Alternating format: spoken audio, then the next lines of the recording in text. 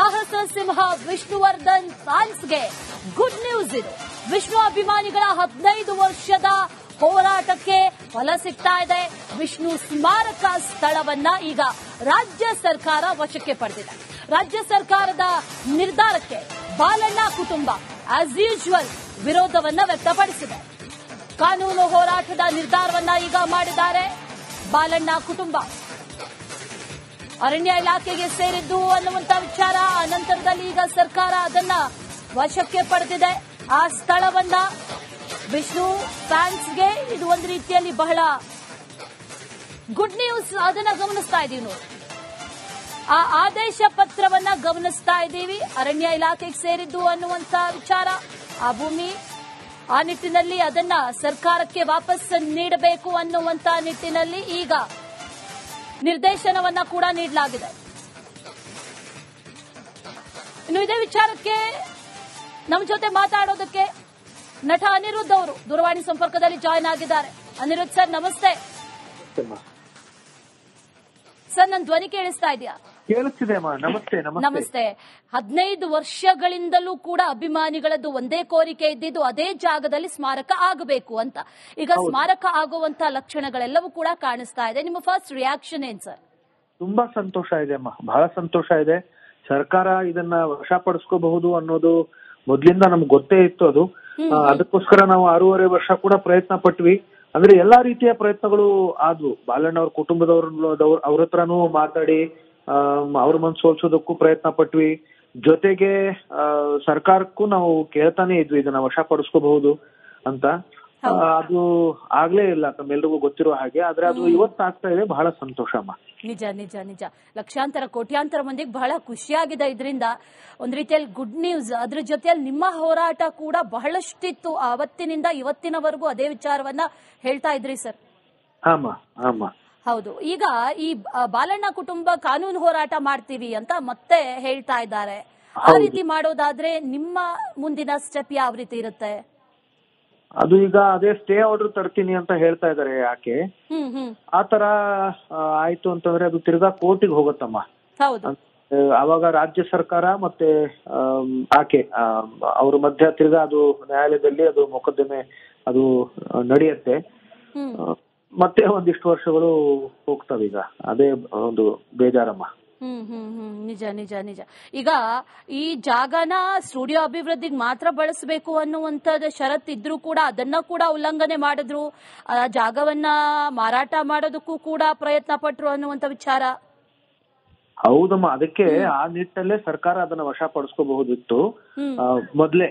ಯಾಕಂತಂದ್ರೆ ಅವರು ಏನು ಜಾಗ ಮಾರಿ ಆ ಜಾಗದ ಮಾರಿ ಅದರಲ್ಲಿ ಏನ್ ದುಡ್ಡು ಬರುತ್ತೋ ಆ ದುಡ್ಡಲ್ಲಿ ಅಭಿವೃದ್ಧಿಗೊಳಿಸ್ತೀವಿ ಅಭಿಮಾನ್ ಸ್ಟುಡಿಯೋ ಅಂತಾನೆ ಅವರು ಹೇಳಿದ್ರು ಸರ್ಕಾರಕ್ಕೆ. ಅವಾಗ ಸರ್ಕಾರ ಒಂದು ಕ್ಲಾಸ್ ಕೂಡ ಹಾಕಿತ್ತು. ಒಂದ್ ವೇಳೆ ಅದು ನಮ್ಮ ಗಮನಕ್ಕೆ ಬಂದಲ್ಲಿ, ಅದು ಅಭಿವೃದ್ಧಿಗೊಂಡಿಲ್ಲ ಅನ್ನೋದು ನಮ್ಮ ಗಮನಕ್ಕೆ ಬಂದಲ್ಲಿ ನಾವು ಅದನ್ನ ವಶಪಡಿಸ್ಕೋಬಹುದು ಅನ್ನೋದಿತ್ತು. ಆದ್ರೆ ಅದು ಅವರು ವಶಪಡಿಸ್ಕೊಳ್ಳಿಲ್ಲ ಇಷ್ಟು ವರ್ಷ. ಜೊತೆಗೆ ಈಗ ತಿರ್ಗಾ ಆಕೆ ಕೂಡ ಅದನ್ನ ಈಗ ಅದನ್ನ ಮೊಕದ್ದಮೆ ಹೂಡ್ತೀನಿ ಅಂತ ಹೇಳ್ತಾ ಇದಾರೆ ಸರ್ಕಾರದ ವಿರುದ್ಧನೇ. ಹಾಗಾಗಿ ಇದೊಂದು ಬೇಜಾರಮ್ಮ, ತುಂಬಾ ಬೇಜಾರಮ್ಮ ಇದು. ನಿಜ. ಯಾವ್ದು ಒಂದು ಭಾವನಾತ್ಮಕ ವಿಚಾರಕ್ಕೆ ಹೋರಾಟ ಮಾಡೋದು ಅದೆಷ್ಟು ನೋವನ್ನ ಕೊಡುತ್ತೆ ಅನ್ನೋದು ನಾನು ಬಹಳ ಚೆನ್ನಾಗಿ ಅರ್ತಿದ್ದೀನಿ. ಅದ್ರ ಜೊತೆಲಿ ಸರ್, ಈಗ ಮುಂದಿನ ಪ್ರಯತ್ನಗಳು ಯಾವ ರೀತಿ ಆಗಿರುತ್ತೆ? ಈಗ ನೀವು ಸಿಎಂ ಅವ್ರೇನ ಏನಾದ್ರೂ ಭೇಟಿಯಾಗಿ ಮನವಿ ಏನಾದ್ರೂ ಮಾಡ್ಕೊಳ್ಳುವಂತ ನಿಟ್ಟಿನಲ್ಲಿ ಏನಾದ್ರೂ ಯೋಚನೆ ಮಾಡ್ತಾ ಇದ್ದೀರಾ? ನಿರ್ಧಾರ ಏನಾದ್ರೂ ಇದೆಯಾ? ಅಲ್ಲಮ್ಮ, ಅದು ನಿನ್ನೆವರೆಗೂ ನಾವು ಅದನ್ನೇ ಅನ್ಕೊಳ್ತಾ ಇದ್ವಿ. ಭಾರತೀಯಮ್ಮ ಮತ್ತೆ ನಾನು ಇಬ್ರು ಹೋಗಿ ಅಭಿಮಾನಿಗಳ ಪರವಾಗಿ ಅಭಿಮಾನಿಗಳ ಪ್ರತಿನಿಧಿಗಳಾಗಿ ಅವರಲ್ಲಿ ಕೇಳೋಣ ಅಂತ. ಅಂದ್ರೆ ಅಭಿಮಾನಿಗಳು ಬಂದು ಪೂಜೆ ಸಲ್ಲಿಸೋದಕ್ಕೆ, ಹಾಗೇನೆ ಮಂಟಪ ಮತ್ತೆ ಮರು ನಿರ್ಮಾಣ ಮಾಡೋದಕ್ಕೆ. ಅಲ್ಲಿ ಏನು ಮಂಟಪ ಇತ್ತು ಅದು ಅಮ್ಮನೇ ಕಟ್ಸಿದ್ದದು. ಅದು ಇಷ್ಟು ವರ್ಷ ಹಾಗೇನೆ ಇಟ್ಟಿದ್ವಿ ಅದನ್ನ. ಅದು ಅಭಿಮಾನಿಗಳಿಗೋಸ್ಕರನ ಹಾಗೇನೆ ಇಟ್ಟಿದ್ವಿ ಅದನ್ನ. ಅದು ತೆರವುಗೊಂಡಾದ್ಮೇಲೆ ಈಗ ಮತ್ತೆ ಅದಕ್ಕೆ ಏನು ಅಂತಂದ್ರೆ ಬಾಲಣ್ಣ ಅವ್ರ ಕುಟುಂಬಕ್ಕೆ ಅದು ಸೇರಿದೆ ಜಾಗ ಅಂತ ಆದ್ಮೇಲೆ ಬಾಲಣ್ಣ ಅವ್ರ ಕುಟುಂಬದವ್ರ ಹತ್ರನೇ ನಾವು ಕೇಳ್ಕೊತಾ ಇದ್ವಿ. ನಾವು ಎಲ್ಲಾ ಮಾಧ್ಯಮದ ಮುಖಾಂತರನೂ ಬಾಲಣ್ಣ ಅವ್ರ ಕುಟುಂಬದವ್ರ ಹತ್ರನೇ ನಾನು ಕೇಳ್ಕೊತಾ ಇದ್ದೆ, ದಯವಿಟ್ಟು ಜಾಗ ಬಿಟ್ಕೊಡಿ, ಅವ್ರಿಗೆ ಅವಕಾಶ ಮಾಡ್ಕೊಡಿ ಬಂದ್ ಹೋಗೋದಕ್ಕೆ. ಜಾಗ ನಿಮ್ಮ ಮಾಲೀಕತ್ವದ್ದೇ ಇರ್ಲಿ, ಆದ್ರೆ ಅಭಿಮಾನಿಗಳಿಗೆ ಬಂದ್ ಹೋಗೋದಕ್ಕೆ, ಪೂಜೆ ಸಲ್ಲಿಸೋದಕ್ಕೆ ಅವಕಾಶ ಮಾಡ್ಕೊಡಿ ಅಂತಾನೆ ಕೇಳ್ಕೊತಾ ಇದ್ದೆ. ಈಗ ಸರ್ಕಾರ ವಶಪಡಿಸ್ಕೊಂಡಿದ್ಮೇಲೆ ನಾವೀಗ ಸರ್ಕಾರ ಹತ್ರ ಅದನ್ನ ಅಭಿಮಾನಿಗಳ ಪರವಾಗಿ ಕೇಳ್ಕೊತೀವಿ. ಇಷ್ಟಕ್ಕೂ ಅವರು ಅದನ್ನ ಅಂದ್ರೆ ಕೊಡೋ ಅವಶ್ಯಕತೆ ಇಲ್ಲ, ಅಥವಾ ಅಲ್ಲಿ ಸ್ಮಾರಕ ನಿರ್ಮಾಣ ಮಾಡುವ ಅವಶ್ಯಕತೆ ಕೂಡ ಇಲ್ಲ. ಯಾಕಂತಂದ್ರೆ ಸರ್ಕಾರ ಈಗಾಗಲೇ 5 ಎಕರೆ ಜಾಗದಲ್ಲಿ ಮೈಸೂರಲ್ಲಿ ಸ್ಮಾರಕ ನಿರ್ಮಾಣ ಮಾಡಿದೆ. ಹಾಗಾಗಿ ಅವರು ದುಡ್ಡು ಖರ್ಚು ಮಾಡೋ ಅವಶ್ಯಕತೆ ಇಲ್ಲ. ಆದ್ರೆ ಆ ಮಂಟಪ ಅದು ಏನಿದೆ ಅದನ್ನ ನಾವೆಲ್ಲರೂ ಕಟ್ಟಿಸ್ತೀವಿ, ಅದನ್ನ ಮತ್ತೆ ಮರು ನಿರ್ಮಾಣ ಮಾಡ್ತೀವಿ. ಆದ್ರೆ ಅಭಿಮಾನಿಗಳಿಗೆ ಬಂದು ಹೋಗೋದಕ್ಕೆ, ಪೂಜೆ ಸಲ್ಲಿಸೋದಕ್ಕೆ ಅವಕಾಶ ಮಾಡಿಕೊಡಿ ಅಂತ ಅದನ್ನ ಒಂದು ಕೇಳಬೇಕು ಅಂತ ಅನ್ಕೊಂಡಿದ್ವಿ. ಆದ್ರೆ ಈಗ ಸ್ಟೇ ಆರ್ಡರ್ ಹಾಕ್ತೀನಿ ಅಂತ ಹೇಳದ್ಮೇಲೆ ಸ್ವಲ್ಪ ಅದು ಒಂದು ಗೊಂದಲದಲ್ಲಿ ಇದೀವಿ. ನಿಜ ನಿಜ. ಹಿಂದೆ 2004ರಲ್ಲಿ ಆರ್ಥಿಕ ಸಂಕಷ್ಟದ ನೆಪ ಹೇಳಿ ಇದನ್ನ ಮಾರೋದಕ್ಕೆ ಒಪ್ಪಿಗೆ ಪಡ್ಕೊಂಡಿದ್ರು. ಆ ದುಡ್ಡಲ್ಲಿ ಅಭಿವೃದ್ಧಿ ಮಾಡ್ತೀವಿ ಅಂತ ಅಂದ್ರೂ ಕೂಡ ಅಭಿವೃದ್ಧಿ ಆಗಿಲ್ಲ. ಇಲ್ಲಿವರೆಗೂ ಕೂಡ ಅವತ್ತು ಹೇಗೆ ನೋಡಿದ್ವು ಅದೇ ರೀತಿಯಲ್ಲಿ ಇತ್ತು. ಈಗ ಏನಾದ್ರೂ ಅಭಿವೃದ್ಧಿ ಮಾಡ್ತೀವಿ ಅನ್ನುವಂತ ನಿಟ್ಟಿನಲ್ಲಿ ಏನಾದ್ರೂ ಹೇಳಿದ್ದೆ ಆದಲ್ಲಿ ನಿಮ್ಮ ನಿಲುವು ಏನಾದ್ರೂ ಬದಲಾಗುವಂತ ಸಾಧ್ಯತೆಗಳಿದೆಯಾ? ಆ ರೀತಿ ಏನಾದ್ರೂ ಪಾಸಿಬಿಲಿಟೀಸ್ ಇದೆಯಾ? ಅಂದ್ರೆ ಅಭಿವೃದ್ಧಿ ಹೇಗೆ ಗೊಳಿಸ್ತಾರ ಅವರು? ಅಂದ್ರೆ ಆವತ್ ಹೇಳಿದಂತ ಮಾತಿದೆಯಲ್ಲ, ಅಂದ್ರೆ ಅಭಿವೃದ್ಧಿ ಯಾವುದೇ ರೀತಿಯಲ್ಲಿ ಮಾಡಿಲ್ಲ, ಮಾರಿ ಬಂದಂತ ದುಡ್ಡಲ್ಲಿ ನಾವು ಅಭಿವೃದ್ಧಿ ಮಾಡ್ತೀವಿ ಅಂತ ಅವತ್ ಅಂದಿದ್ರು 2004ರಲ್ಲಿ. ಸರಿ ತಿರ್ಗಾ ಈಗ ಅಭಿವೃದ್ಧಿಗೊಳಿಸ್ಬೇಕು ಅವರು. ಅಷ್ಟು ಲಕ್ಷಾಂತರ ರೂಪಾಯಿ ಅದು ಖರ್ಚು ಮಾಡಿ ಅಭಿವೃದ್ಧಿಗೊಳಿಸಾದ ಮೇಲೆ ಅದು ಸರ್ಕಾರ ಏನ್ ಯೋಚನೆ ಮಾಡುತ್ತೋ ಅದು ಬಿಟ್ಟಿದ್ದು. ಆದ್ರೂ ಕೂಡ ಅಲ್ಲಿ ಅಂತ್ಯ ಸಂಸ್ಕಾರ ನಡೆದಿರೋ ಜಾಗ ಆಗಿರೋದ್ರಿಂದ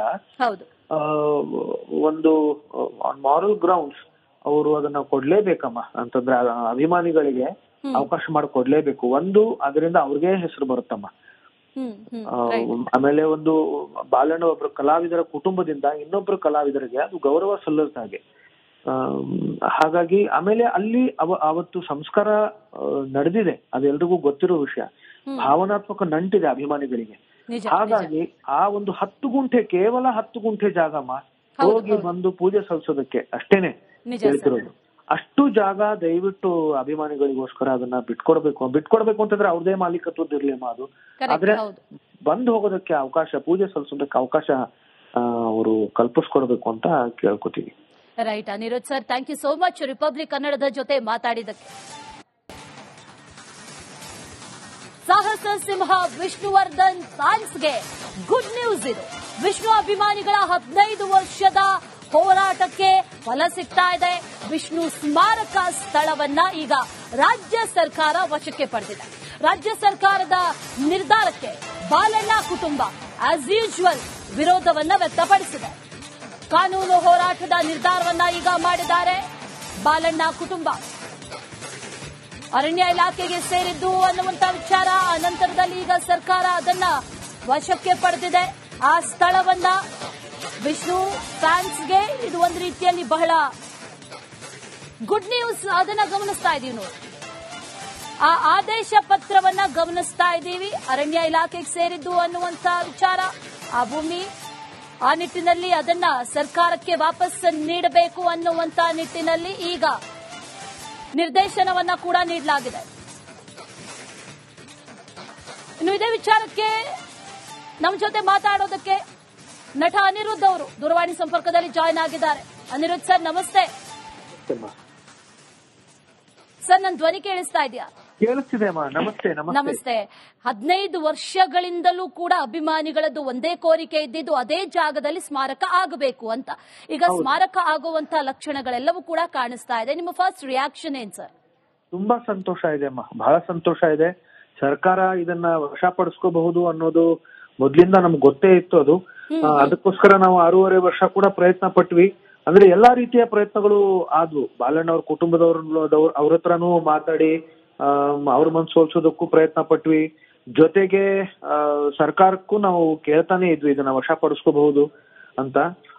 ಅದು ಆಗ್ಲೇ ಇಲ್ಲ, ತಮ್ಮೆಲ್ರಿಗೂ ಗೊತ್ತಿರೋ ಹಾಗೆ. ಆದ್ರೆ ಅದು ಇವತ್ತಾಗ್ತಾ ಇದೆ. ಬಹಳ ಸಂತೋಷ ಅಮ್ಮ. ನಿಜ ನಿಜ ನಿಜ. ಲಕ್ಷಾಂತರ ಕೋಟ್ಯಾಂತರ ಮಂದಿಗೆ ಬಹಳ ಖುಷಿಯಾಗಿದೆ ಇದರಿಂದ. ಒಂದ್ ರೀತಿಯಲ್ಲಿ ಗುಡ್ ನ್ಯೂಸ್. ಅದ್ರ ಜೊತೆಯಲ್ಲಿ ನಿಮ್ಮ ಹೋರಾಟ ಕೂಡ ಬಹಳಷ್ಟಿತ್ತು. ಅವತ್ತಿನಿಂದ ಇವತ್ತಿನವರೆಗೂ ಅದೇ ವಿಚಾರವನ್ನ ಹೇಳ್ತಾ ಇದ್ರಿ ಸರ್. ಹೌದು. ಈಗ ಈ ಬಾಲಣ್ಣ ಕುಟುಂಬ ಕಾನೂನು ಹೋರಾಟ ಮಾಡ್ತೀವಿ ಅಂತ ಮತ್ತೆ ಹೇಳ್ತಾ ಇದ್ದಾರೆ. ಆ ರೀತಿ ಮಾಡೋದಾದ್ರೆ ನಿಮ್ಮ ಮುಂದಿನ ಸ್ಟೆಪ್ ಯಾವ ರೀತಿ ಇರುತ್ತೆ? ಅದು ಈಗ ಅದೇ ಸ್ಟೇ ಆರ್ಡರ್ ತರ್ತೀನಿ ಅಂತ ಹೇಳ್ತಾ ಇದಾರೆ. ಯಾಕೆ ಆತರ ಆಯ್ತು ಅಂತಂದ್ರೆ ಅದು ತಿರ್ಗಾ ಕೋರ್ಟಿಗೆ ಹೋಗುತ್ತಮ್ಮ.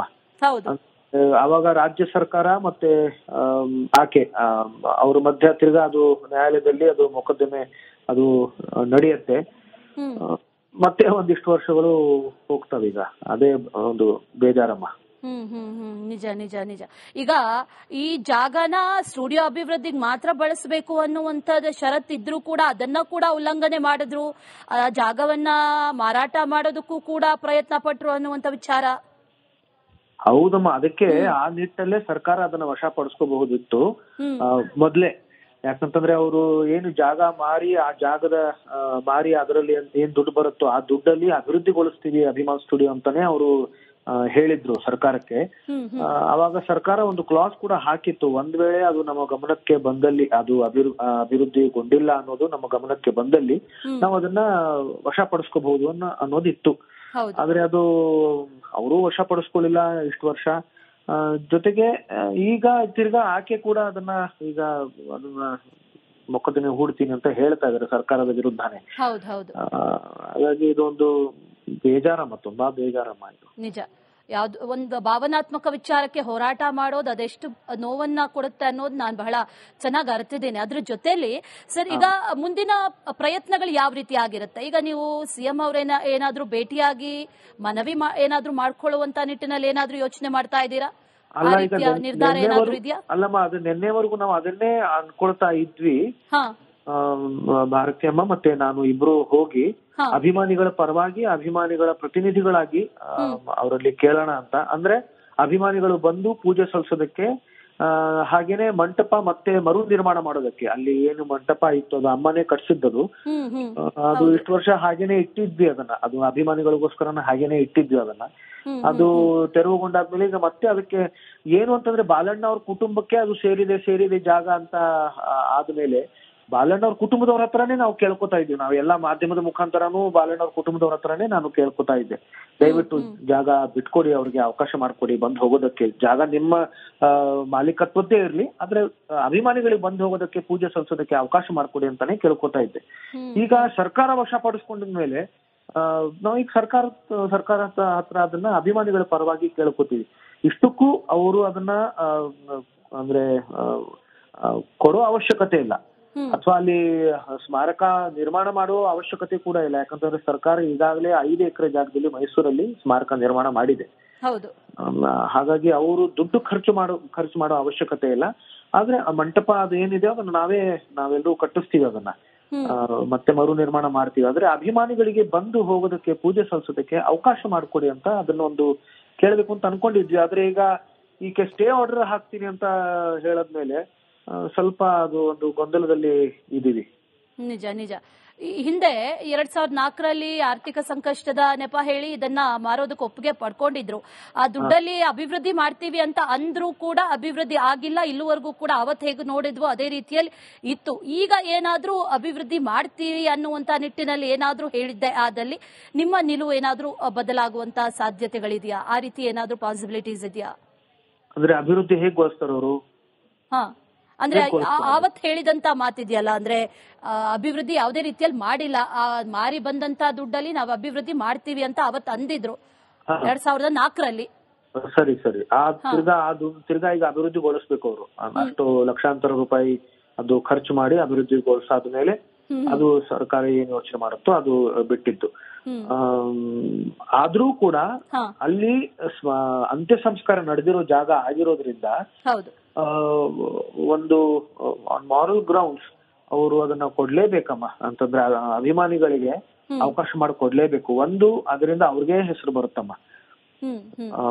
ಆಮೇಲೆ ಒಂದು ಬಾಲಣ್ಣ ಒಬ್ರು ಕಲಾವಿದರ ಕುಟುಂಬದಿಂದ ಇನ್ನೊಬ್ರು ಕಲಾವಿದರಿಗೆ ಅದು ಗೌರವ ಸಲ್ಲದ ಹಾಗೆ.